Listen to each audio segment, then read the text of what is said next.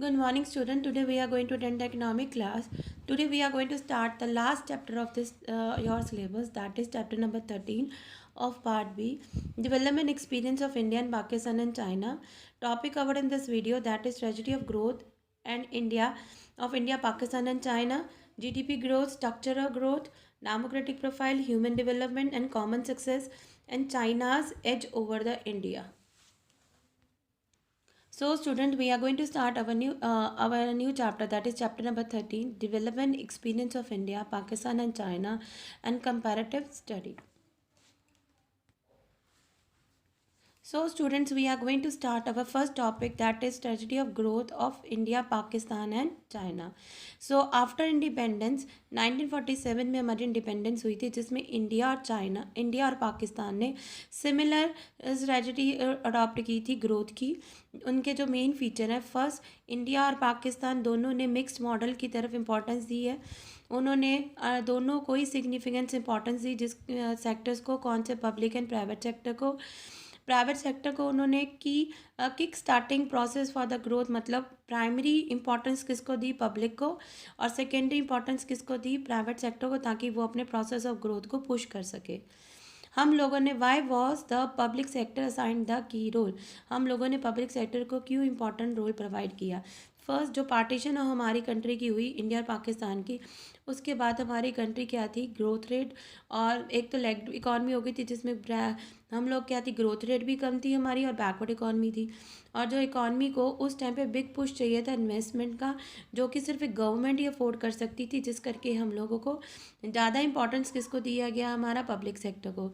On other hand, जो China थी, उन्होंने रिग्रेस मॉडल ऑफ ग्रोथ को अडॉप्ट किया, एस्टैब्लिश किया People's Republic of China in 1949, जिसमें उन्होंने क्या फोकस किया कि जो क्रूशल एरियाज़ हैं जो प्रोडक्शन के, वो सारे के सारे किसके अंडर रखे, उन्होंने गवर्नमेंट के अंडर में, मतलब जितने भी नेचुरल रिसोर्सेज हैं सारे के सारे वो उसके ऊपर किसकी मोनोपोली होगी, गवर्नमेंट की. जो चाइना ने अडॉप्ट किया था सेक्टर मॉडल ऑफ ग्रोथ, इन विच जितनी भी ऑनरशिप थी रिसोर्सेज की, वो किसके ऊपर थी, स्टेट की. स्टेट मीन्स गवर्नमेंट, और गवर्नमेंट ही डिसाइड करेगी, स्टेट ही डिसाइड करेगी what to produce, how to produce, and for whom to produce. ये सारा का सारा चाइना ने, मतलब सिर्फ सारा का सारा इंपॉर्टेंस किसको दिया था, गवर्नमेंट को. अब कॉमन अगर हम पढ़ा जाए, इंडिया, पाकिस्तान, चाइना और इनकी तीनों की क्या कॉमन स्ट्रेटजी ग्रोथ की, कि तीनों कंट्रीज़ ने पब्लिक सेक्टर को ज़्यादा इंपॉर्टेंस दी. तीनों जो इकॉनमीज़ हैं, उन्होंने इनवर्ड लुकिंग स्ट्रेटजी के ऊपर ज़्यादा इंपॉर्टेंस दी, और प्रोटेक्शन करी अपनी डोमेस्टिक इंडस्ट्री को, किससे, बाहर ले कंपटीशन से. ये तीनों कंट्रीज़ का फीचर था कि ग्रोथ का. नेक्स्ट, दैट इज़ हाउएवर जो चाइना थी, चाइना इकॉनमी ने क्लोज इकॉनमी के ऊपर ज़्यादा फोकस किया, जबकि इंडिया और पाकिस्तान थे वो had very limited integration with the other global economies. FDI was the consider as a bane rather than a boom in this process of the growth. जो चाइना थी, उन्होंने तो सिर्फ फोकस किसके ऊपर दिया था, क्लोज इकॉनमी के वगैरह, पर इंडिया और पाकिस्तान के जो थी, थोड़ा बहुत ही ग्लोबल इकॉनमी के साथ इंटीग्रेशन था, ज़्यादा नहीं था. बट चाइना की तो बिल्कुल ही क्लोज इकॉनमी थी. नेक्स्ट, ओवर अ टाइम जो स्ट्रेटजी ग्रोथ थी, वो क्या होगी, चेंज होगी, जैसे जैसे टाइम चेंज होता गया. 1991 के बाद हमारी इकॉनमी की जो थी पॉलिसी थी, वो क्या होगी, चेंज होगी. The government in the both economies were now किसके model of growth which continue to be mixed economy model, जिसमें क्या था, ज़्यादा से ज़्यादा इंपॉर्टेंस किसको दिया गया, प्राइवेट सेक्टर को, ना कि पब्लिक सेक्टर को. मतलब जब हमारी इकॉनमी न्यू इकोनॉमिक पॉलिसी आई, उसके बाद हमारा जो मॉडल था ग्रोथ का, वो क्या हो गया, चेंज हो गया. मॉडल वही था, mixed economy model, but importance जो हम लोग पहले पब्लिक को देते, तब हम किसको देने लगे, प्राइवेट को. पब्लिक को क्या देने लगे, secondary. Now the model of the growth जो थी असाइन द गेटर, किसको इंपॉर्टेंस देने लगी है हमारी कंट्री, FDI को, रहते देन द डोमेस्टिक इन्वेस्टमेंट. पहले FDI हमारी कम थी, अब क्या होगी, हम ज़्यादा किसको इंपॉर्टेंस देने लगे, FDI.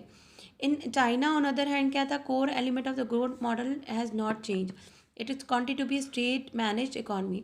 चाइना में इनका मॉडल चेंज नहीं हुआ, वो अभी भी स्टेट मैनेज इकॉनमी है, जिसमें हाउएवर जो सब्सटेंशियल ट्रांसफॉर्मेशन है occurred in the China in the term of integration of economy with the rest of the world.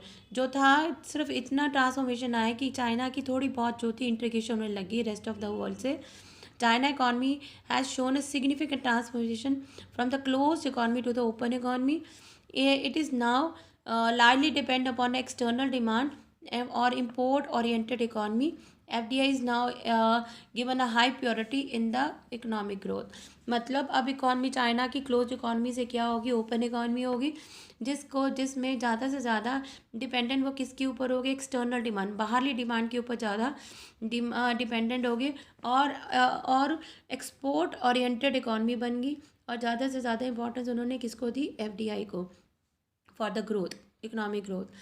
और in owing to the change in the strategy of growth, all three economies have succeed, उन्होंने क्या succeed किया, break through in their growth path. मतलब तीनों economy में growth break through आया उनकी growth path का।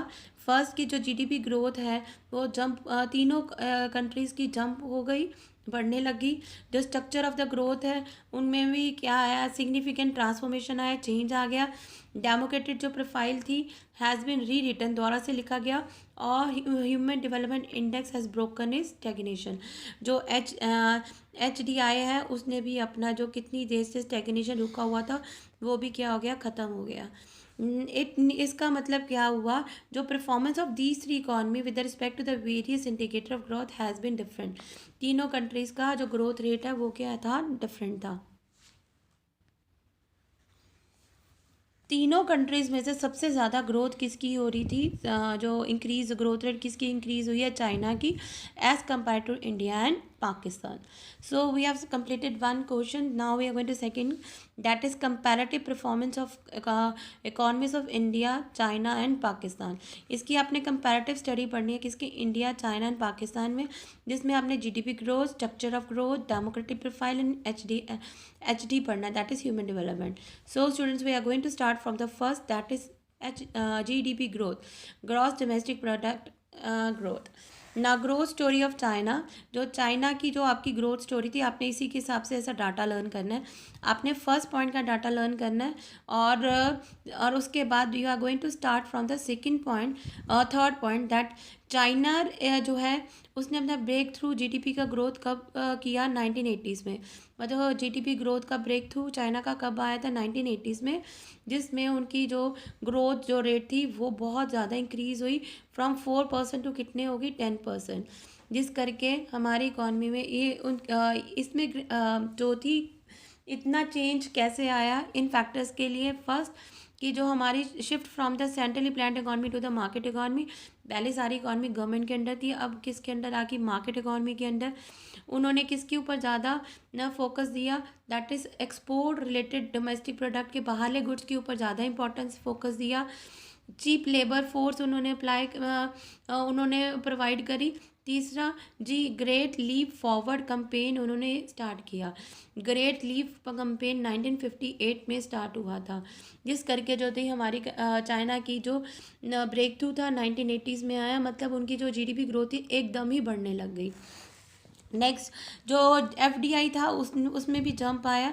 जो चाइना थी उन्होंने क्या किया, चाइना ने इस्टेब्लिश किया स्पेशल इकोनॉमिक जोन एरियाज़, जिसमें क्या था कि जो इन्वेस्टर्स है वो अपनी आके वहाँ पे इन्वेस्टमेंट कर सकते हैं, और उनके जिस करके जो ऐसी जगह पे जो बैकवर्ड एरियाज़ हैं वहाँ पे जो इन्वेस्टमेंट के लिए वो एक डेस्टिनेशन बन गया। 100% ऑफ इक्विटी इन्वेस्टमेंट जो चाइना ने परमिट कर दिया फॉरेन इन्वेस्टर्स को कि वो फ्रीली फ्लो कर सकते हैं अपना FDI in the retail sector. और मतलब कोई भी आके चाइना में अपनी परमिट लेके अपना इन्वेस्ट कर सकते हैं, और free flow of FDI in the retail sector.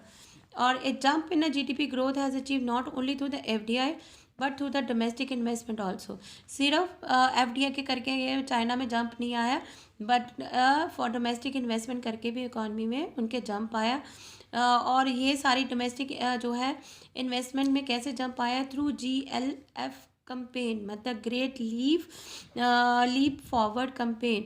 इस कंपेन में क्या था, उन्होंने चाइना ने का क्या किया, सिग्निफिकेंट जो जीडीपी ग्रोथ को इम्पोर्टेंस कैसे दी कि जो by establishing the industrial unit in even in their courtyard where there were no check and no restrictions. The campaign was so motivating that it almost generated a momentum for the economic growth. मतलब इस campaign के under में क्या हुआ कि जो China की जो गवर्नमेंट थी उन्होंने हर जगह पे अपनी इंडस्ट्रियल यूनिट सेटअप करे, even in the court, even उनके घरों में भी उन्होंने क्या कर दी, इंडस्ट्री सेटअप कर दी। और वहाँ पे उनकी ना तो कोई चेक था ना ही कोई रिस्ट्रिक्शन थी, जिस करके हम चाइना की जो जीडीपी ग्रोथ थी उसमें बहुत ज़्यादा इंक्रीज़ आया। और नेक्स्ट पॉइंट क्या है, जो एक्सटर्नल डिमांड है चाइना की उसमें भी क्या हुआ, बहुत ज़्यादा एक्सपोर्ट करने लग गया। बाय 2010 इसमें largest exporter in the global market बन गया। मतलब चाइना एक एक्सटर्नल डिमांड को कंप्लीट करता करता उसने रिकॉर्ड तोड़ दिया। मतलब इन 2010 में सबसे लार्जेस्ट एक्सपोर्टर बन गया ऑल ओवर द वर्ल्ड में। However in the recent past जो है, अभी जो रीसेंट पास्ट में अगर हम देखें तो चाइना की जो ग्रोथ रेट थोड़ी सी कम हो गई। ये क्या रीज़न थे, पहला कि slow down in the global market has load the demand for the China product. China के प्रोडक्ट्स की बाहरली कंट्रीज़ में डिमांड क्या होने लगी या कम होने लगी। Next, growth of domestic demand in China is slowing down. This is because of rising propensity to save in the China's of economy. लोग क्या करने लग गए हैं, वहाँ पे चाइना में क्या होने लग गया, एमपीएस को बढ़ाने लग गए। मतलब एमपीसी को कम कर दिया उन्होंने, एमपीएस मतलब वो सेव करना शुरू कर दिया। करप्शन और इकोनॉमिक क्राइम्स जो थे ज़्यादा बढ़ने लगे चाइना में।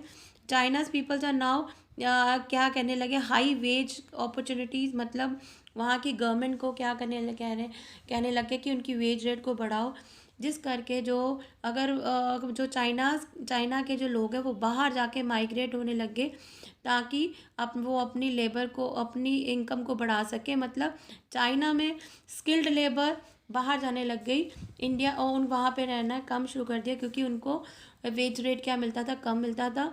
China's government is battling with the problem of environment degradation, high GDP growth had led to serious challenge of sustainable development। China government को इन्वायरमेंट की भी प्रॉब्लम फेस करनी पड़ी, हाई जीडीपी ग्रोथ के करके उनके सीरियस चैलेंज हो गया फॉर द सस्टेनेबल डेवलपमेंट। जो ग्रोथ स्टोरी ऑफ इंडिया है उसमें भी क्या हुआ, हमारी कंट्री की भी जीडीपी इंक्रीज़ होने लग गई और न्यू इकोनॉमिक पॉलिसी ने हमारी जीडीपी को बहुत ज़्यादा पुश दिया। क्या कि हम लोग पब्लिक सेक्टर्स की तरफ से जगह पे हम लोग प्राइवेटाइजेशन बढ़ने लग गई हमारी कंट्री में, और हम लोग ज़्यादा डिपेंडेंट किसके ऊपर होने लगे, लिबराइजेशन की तरफ। हम भी एक्सपोर्ट प्रमोशन ज़्यादा करने लगे, इंपोर्ट सब्सटीट्यूशन की जगह पे हम भी ज़्यादा ग्रेट रिलायंस किसके ऊपर करने लगे, एफडीआई पे as compare to the domestic investment. मतलब हम भी एफडीआई के ऊपर ज़्यादा ही डिपेंड इंपॉर्टेंस दी as compare to the domestic investment. Next is growth story of Pakistan. Pakistan में ये आपने इसका भी डाटा फर्स्ट पॉइंट लर्न करना है। जो पाकिस्तान की भी जो ब्रेक थ्रू थी वो भी क्या थी, मिड ऑफ 1980s में, और इसमें भी इकोनॉमिक रिफॉर्म से उन्होंने भी फोकस किसके ऊपर दिया, एफडीआई और greater participation the private sector in the process of growth. और जो इकोनॉमिक रिफॉर्म्स है पाकिस्तान में वह सिमिलर थे जैसे कि इंडिया में आए हैं। उनकी बिगनिंग कब हुई, 2008 में। जो इकॉनमी थी पाकिस्तान की वो डिसअपॉइंटेड थी for the several factors. First क्या फैक्टर था, जो Pakistan has been gift by the war terror. जो पाकिस्तान की कंट्री है मतलब उनमें हमेशा टेररिज्म की तरफ ज़्यादा ध्यान रहा, जिस करके जो बिज़नेस कॉन्फिडेंस था बाहरली कंट्री वहाँ पे जाके सेटअप होना मतलब था, एफडीआई था वो क्या होने मतलब कम था as compare to another countries. Next क्या, करप्शन थी वहाँ पे और पॉलिटिकल इंस्टेबिलिटी है। दूसरा जो एनुअल ग्रोथ है वो भी क्या थी, कम थी, और स्लो जीडीपी ग्रोथ के करके वहाँ पे लो लेवल ऑफ इनकम थी। पाकिस्तान जो इकॉनमी थी वो क्या थी, low income and low growth trap में फंस गई। So we have completed the growth story. This is a conclusion of these all the countries of India, Pakistan and China. And next is the structure of growth. Next is structure growth, मतलब जो transformation आई हमारी country में तीनों sectors में। Now we are going to start the structure of growth. जो structure growth में you have to learn these points. First जो तीनों कंट्रीज़ थी वो में उन तीनों कंट्री में स्ट्रक्चरल ट्रांसफॉर्मेशन आई। अब तीनों कंट्रीज़ प्राइमरी सेक्टर के ऊपर ना डिपेंड होकर सेकेंडरी और टर्शियरी की तरफ ज़्यादा डेवलप होने लगी, जिस करके उनकी इंडिया पाकिस्तान में वो ज़्यादा से ज़्यादा किसके ऊपर डिपेंड थी, टर्शियरी सेक्टर पे, जबकि चाइना में किसके ऊपर ज़्यादा डिपेंड थी, सेकेंडरी सेक्टर में। नेक्स्ट जो चाइना का जो एक्सपीरियंस है वो शो करता है is the experience of most developed countries in the world. The historical experience of developing country shows that the term of percentage share in GDP it was the first the secondary sector, later the tertiary sector, which merged as the leading sector of the economy। जो अगर हम historical experience develop countries का देखा जाए तो जो countries में सबसे ज़्यादा शेयर सेकेंडरी सेक्टर का होता है वो कंट्री ज़्यादा डेवलप्ड होती है। उसके बाद हम अगर टर्शियरी सेक्टर को देते हैं तो हमारी कंट्री क्या होती है, डेवलप्ड इकॉनमी बनती है। Same experience India Pakistan China का था, उनमें भी ज़्यादा डायरेक्टली शिफ्ट किसके ऊपर था, प्राइमरी किसे, टर्शियरी सेक्टर के ऊपर, और expansion of service sectors in Indian Pakistan, जिस करके हमारी कंट्री में क्या होती, ग्लोबल इकॉनमी ज़्यादा से ज़्यादा आके यहाँ पे सेटअप होने लग गई। So this is a structural growth. And next question is that is democratic profile.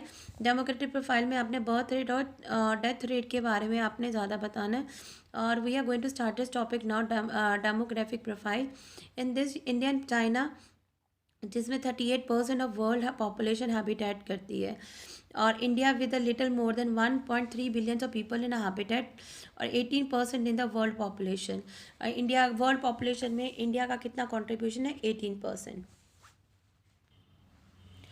Both India China दोनों के लार्ज पॉपुलेशन होने के करके उनकी ग्रोथ रेट में प्रॉब्लम आ रही थी, और जबकि as it requires a huge amount of maintenance of investment, जितनी ज़्यादा पॉपुलेशन होगी उतनी उनको इन्वेस्टमेंट मतलब ज़्यादा से ज़्यादा खर्चा करना पड़ेगा।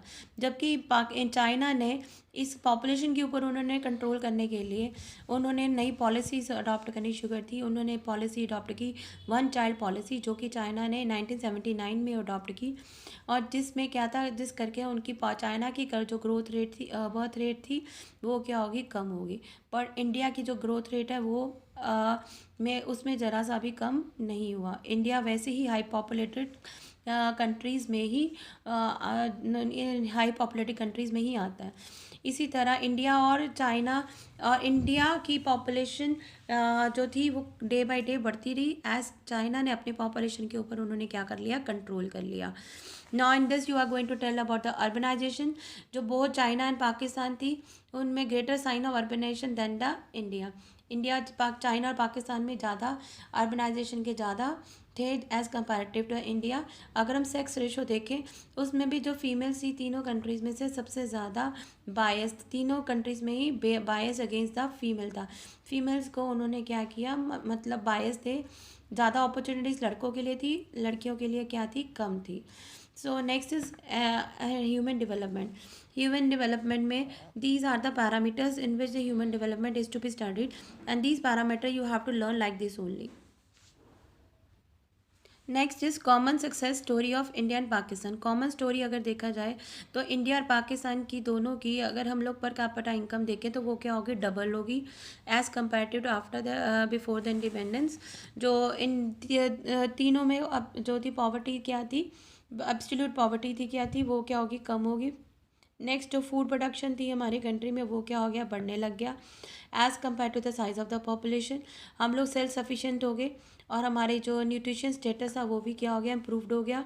अब हमारी as well developed modern sector has made a global recognition for the both the countries. अब हमारी कंट्री की भी रिकग्निशन होने लगी ग्लोबल में। इंडिया और Pakistan have similar performance with regard to improve the water resources also. So ये थी हमारी common story of India and Pakistan, मतलब किन किन चीज़ों में इंडिया एंड पाकिस्तान में डेवलपमेंट हुई। ना common failure of India and Pakistan की, ये तो थी सक्सेस स्टोरी, ना this is the failure story. दोनों कंट्रीज़ ने इनवर्ट ट्रेड्स लुकिंग इकॉनमी को ज़्यादा इंपॉर्टेंस दी और अपनी डोमेस्टिक कंट्री को ज़्यादा मतलब ज़्यादा प्रोटेक्ट किया, और जिससे कि हमारी FDI क्या होने लगी, कम होने लगी। और हमारी दोनों कंट्रीज़ में क्या था, पॉलिटिशियंस थे वो क्या थे, बायस थे मोस्टली, और जो सारा का सारा control continue to be preferred upon the freedom of the choice of the producer and the जो कंज्यूमर था। नेक्स्ट प्राइवेट सेक्टर थे वो क्या थे, मोर ऑन द कॉन्ट्रैक्ट्स और ब्राइब्स और लोन था from the public financial institutions, और जो टैक्स इवेल्युएशन थी वो नेशनल भी थी, और जो फाइनेंशियल मैनेजमेंट थी वो क्या थी, डिसअपॉइंटिंग थी। हायर फिजिकल डेफिसिट था हमारी इकॉनमी में, जिस करके क्या था, हमारी गवर्नमेंट के ऊपर लोन था वो क्या हो गया, ज़्यादा हो गया। मतलब जो दोनों कंट्रीज़ में करप्शन और एक पॉलिटिशियन और इनवर्ट ट्रेड स्ट्रेटजी की पॉलिसी और protection from the domestic economy करके जो था, ये कॉमन फेलियर था इंडिया और पाकिस्तान का।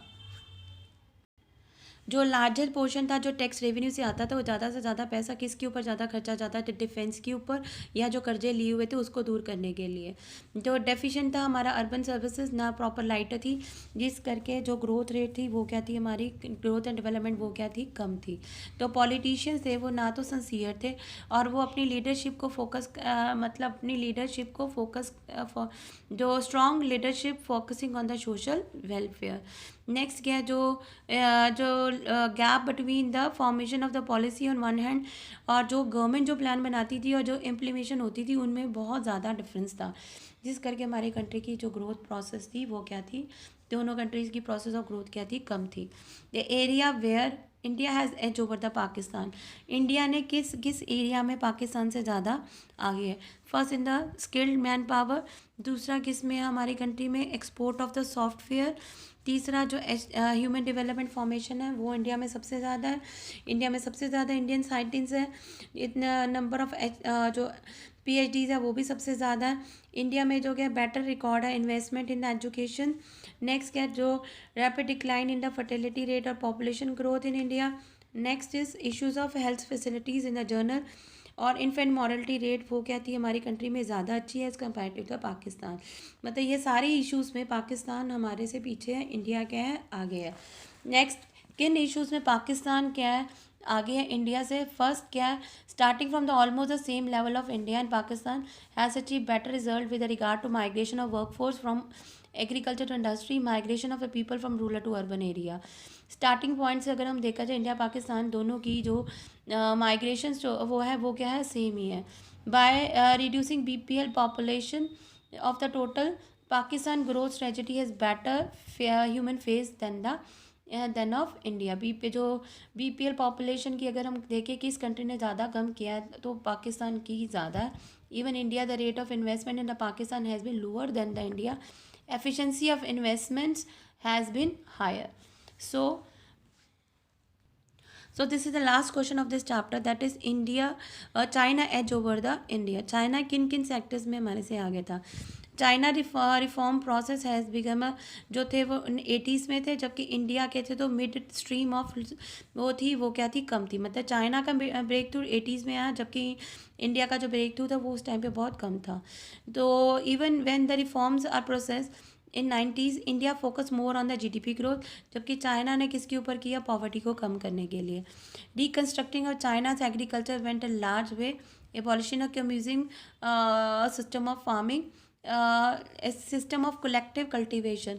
Households were allotted for the land for the individual cultivation through ownership of the land remained with the state. मतलब गवर्नमेंट ने चाइना की गवर्नमेंट ने क्या किया, लोगों को लैंड दी जिसके ऊपर वो लोग क्या कर सकते हैं, कल्टीवेशन, जिससे उनकी जो क्या पॉवर्टी क्या हो जाएगी, कम हो। जबकि इंडिया ने ऐसा कुछ भी नहीं किया, इंडिया ने कोई ऐसा एग्रीकल्चर रिफॉर्म नहीं किया जैसा कि चाइना ने किया। अगर हम ग्लोबल एक्सपोर्ट देखें इकॉनमी की, तो चाइना की सबसे ज़्यादा as compare to the India. In China की जो है उन्होंने फॉरेन 100% इक्विटी शेयर्स की इन्वेस्टमेंट करने के लिए उनको परमिशन दे दी। It allot the foreign investment the freedom to hire and fire the worker, वो कभी मर्जी वर्कर्स को हायर कर सकते हैं, कभी भी उनको निकाल सकते हैं। उन्होंने special economic zone areas setup कर दिए, जिसमें इंफ्रास्ट्रक्चर फैसिलिटी से फॉरेन इन्वेस्टमेंट्स क्या होने लगी, बढ़ने लगी। China was liberal with the owning to the FDI in the retail. So China क्या होती, लिबरल होगी FDI में in the retail. So students, we are completed our syllabus. This is the last chapter of your syllabus. So I'm going to send you the question, and the weightage of this chapter is 6 marks. So this chapter is very important, and in this chapter mostly there is a data, so you are going to learn that data. So we have completed the syllabus. So write this question in your fair notebook.